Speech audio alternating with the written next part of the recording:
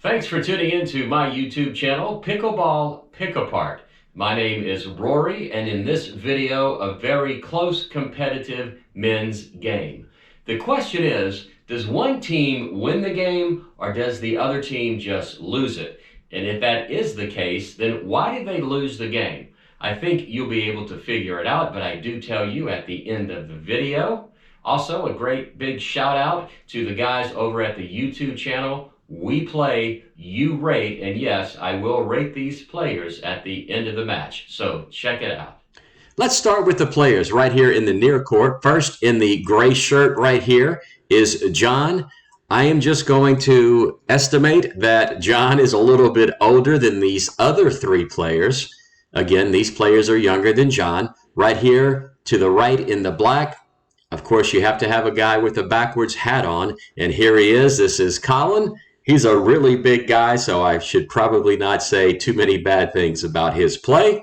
Over here in the forecourt, in the black, you have Gil, and in the gray vest, you have Danny. So let's go. Nice serve by Colin. A rather sharp return, kind of popped up, and John was able to put that shot away. So let me point out that Colin and John are stacking. Colin is left-handed. John, who is out of the picture, is right-handed. So they are going to stack, which means that each point, Colin will be on this side of the court. So his forehand will be in the middle court. And then, of course, John's right forehand will be in the middle court as well.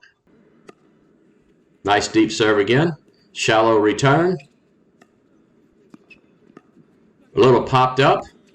And let's see, Danny was able to put that away. Nice deep return.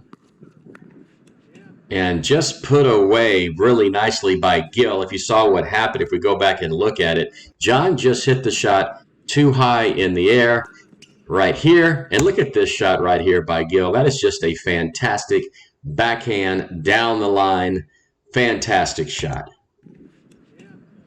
Even though it was very close to being out, I think it did hit the line because it was called in. Nice backhand deep return. Gil not able to hit it in the kitchen. And around the post by Gil, just a fantastic shot. That takes a lot of athleticism to do that. So nice play by him. Somebody needs to tell him nice shot. I don't know if they did or not, but that was a fantastic shot. And on that point right there, Danny just kind of made an unforced error, mishit the shot. That's kind of a mid-court return. That was not a very deep return, so kind of a, I don't know if you call it a mistake, but not a very nice effort on Colin's part. Previously, he had hit the returns deep. That time he did not. And Gil was, Danny was able to take advantage of it. Let's go back and look at that again. You can see exactly what I'm talking about. Here is the return. Midcourt, boom. Nice drive. Very nice drive by Danny to get that point. Again, they are stacking, as you can see. Just an unforced error by Danny. Could not hit the return over the net. Two-handed backhand return. And that ball was in. I'm assuming that Danny and Gil thought it was going out, but the ball did land in. So a very nice shot by Colin.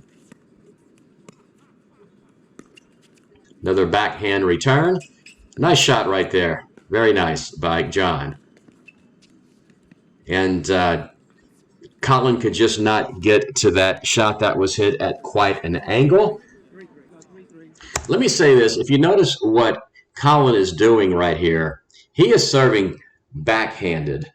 I don't see that very often. I do not do it. I kind of understand why he does it because perhaps he can put more spin on the ball. Personally, I am not a fan of it.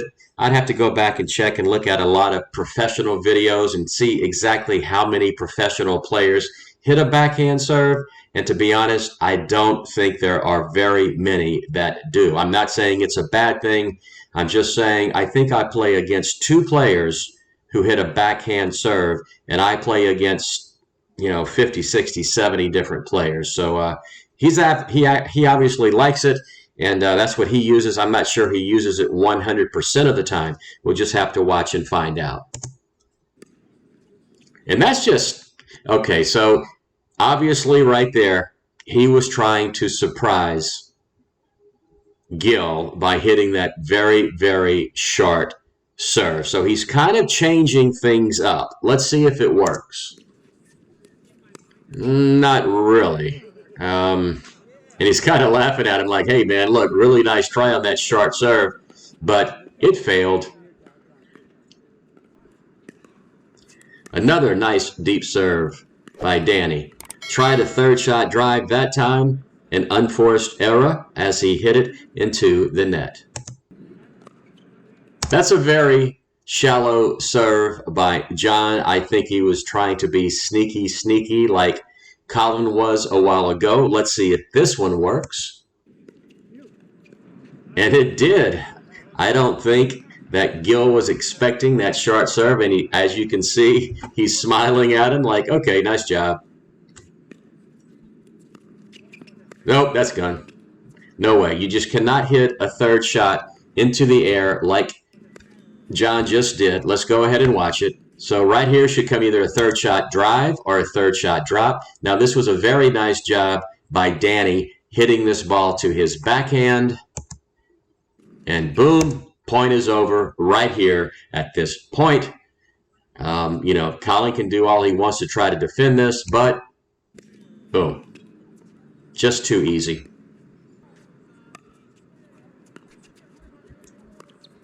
He did it again. That's twice in a row that John has just popped that shot right up. And this is a very nice backhand flip by Gil. And he hit it out. So an unforced error. He had every opportunity to put that point away. He just was not able to do it.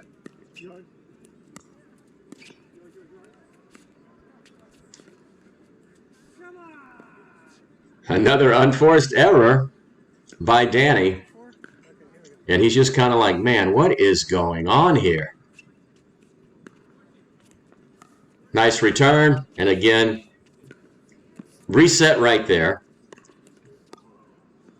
Okay, so let's watch what happens here. And I think this is a mistake on Colin's part. I said I was not going to be very critical about his play because he's a really big guy. But watch what happens right here. Here's the serve, the return. Not the greatest third shot, but right here, he is able to get this fifth shot into the kitchen. So what that does is it takes all of Gil's power away, but watch what Colin does. He should be running towards the non-volley zone, knowing that this was a very nice fifth shot.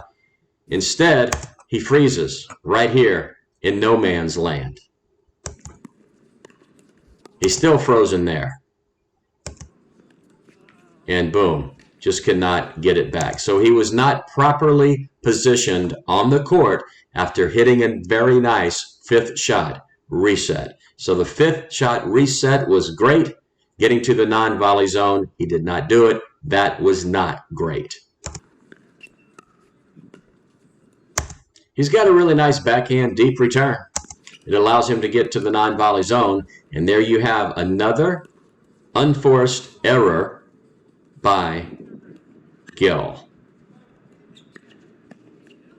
Oh, nice shot. Let's go back and look at that, and I'll show you what was so nice about this. Here's the third shot. He's going to hit a drive right here, and watch the top spin he puts on this. Very nice. The ball is dropping after it gets over the net because there is top spin on that shot. A fantastic shot to master. I would say drill and drill and drill on this shot. It's kind of a cross between a third shot drive and a third shot drop. Again, it is a drive that has top spin on it that hits in what I call the dining room Again, an excellent shot by Danny. Okay, so what is he going to do? He's falling back. He is way, way, way off the court. It looks like he is attempting a third shot drop right here. Can he do it? And that was an excellent shot. Anytime you see a player that can hit an effective third shot like that from way behind the baseline, you know they have pickleball skill. Oh, it hits the tape and goes over. Sometimes you're lucky. And I think Danny is just saying, hey, guys, sorry about that. But, hey, it went over.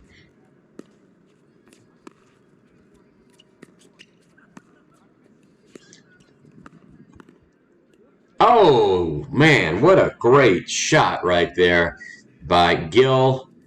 Just too easy. I mean, John hit it right in the air, and Gil was able to hit it right in the divorce zone. Fantastic shot. That is just a fantastic shot. He saw where Colin wasn't, was able to put it right by him down the line with some topspin. So a fantastic shot by Gil.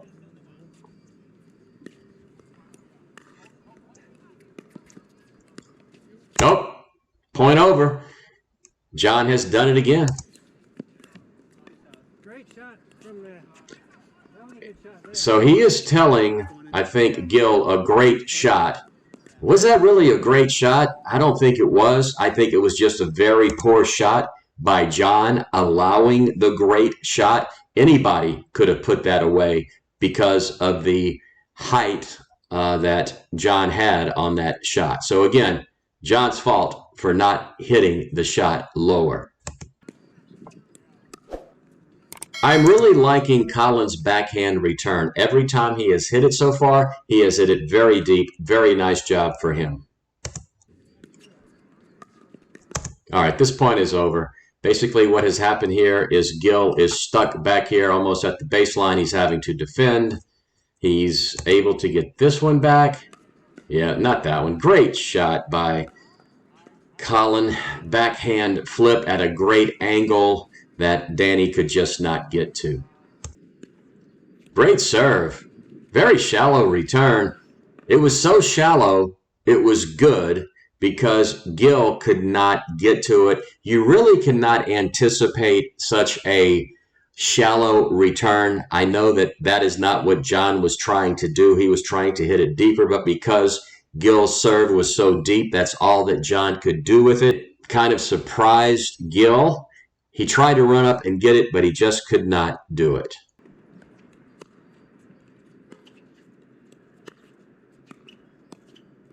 Okay, Colin just misses that shot. Again, look where he is. He's in no man's land. I know that it was not the greatest third shot drop by John. He did kind of hit it up in the air. Maybe Colin was thinking he needed to stay back and defend. I guess if you're going to do that, maybe he should have backed up a little bit more or gotten closer to the non-volley zone again. He's right here in no man's land. If you were to draw a line from here to here, that is no man's land, and that is exactly where Colin was standing. Again, I think he was thinking he was going to have to defend it. Probably not all of his fault, but always be aware of where you are on the court. That time he hit a forehand serve, not a backhand serve. This point's over. Oh, and he made up. Unforced error right into the net. There was no way that John and Colin were going to win that point, and they did. So the match is coming down to the wire. The score is 9-8. John and Colin are winning. You really have to bear down here and concentrate. So what happens? Oh, my goodness. Danny hits the ball out on the return. What happens when a player does that?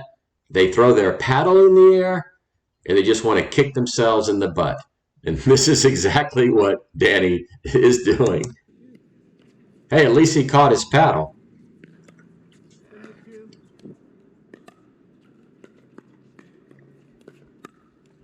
An unforced error by Colin hitting the Shot right into the net. So right when they have a chance to win the match, not a good shot.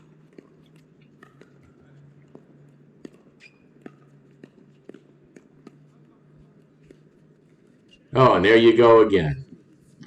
Right when it comes to crunch time, Danny is having some issues.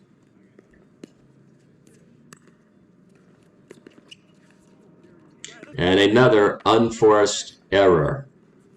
They're really picking a bad time to do this. 10-8-1. He can close out the match right here. Nice. Nice reset. Nice again. Nice job. Nice job by Colin. And he ends up making an unforced error. All right, let's go, John. It's up to you to put this match away.